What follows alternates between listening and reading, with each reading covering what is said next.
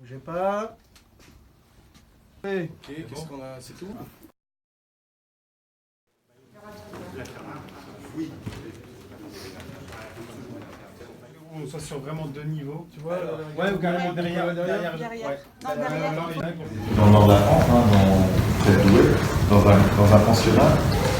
J'ai pas subi du harcèlement, mais enfin j'ai vu un peu comment ça pouvait se passer. C'était une autre sorte de harcèlement. Et déjà, je trouve que c'est super bien de la part de La Voix du Nord de faire cette campagne-là. Pas tous les journaux qui font ça. J'ai une affection pour le Nord parce que j'y ai fait mes études, enfin une partie.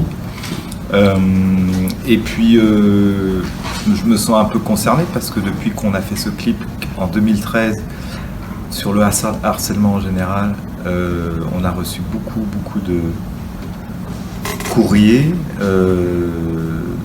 d'élèves, mais rien d'éducation nationale, rien de la part de ministres ou de choses comme ça. Je suis intervenu récemment dans le lycée de ma fille en région parisienne.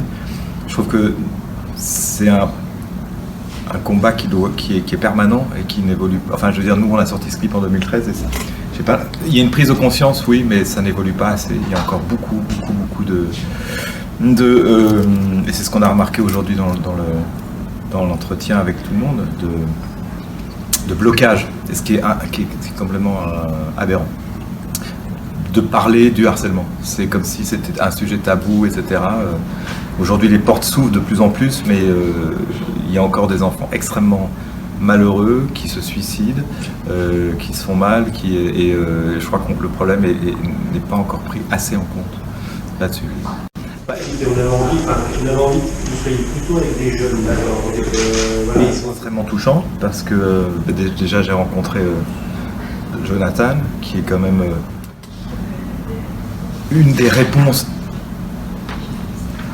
est à la fois effroyable et à la fois extrêmement positive parce qu'il s'en est sorti et qu'il accepte de combattre, de faire son combat de toute sa vie contre le harcèlement. Donc j'ai trouvé ça extrêmement touchant et avec beaucoup d'émotion, et puis de la part de tous les gens qui commencent à bouger, que ce soit les journalistes, que ce soit les élèves, de voir encore... Non, c'était extrêmement enrichissant de voir qu'on a de toute façon les mêmes points de vue, c'est-à-dire qu'il y a encore beaucoup de choses à faire au niveau des autorités, du harcèlement, des autorités, des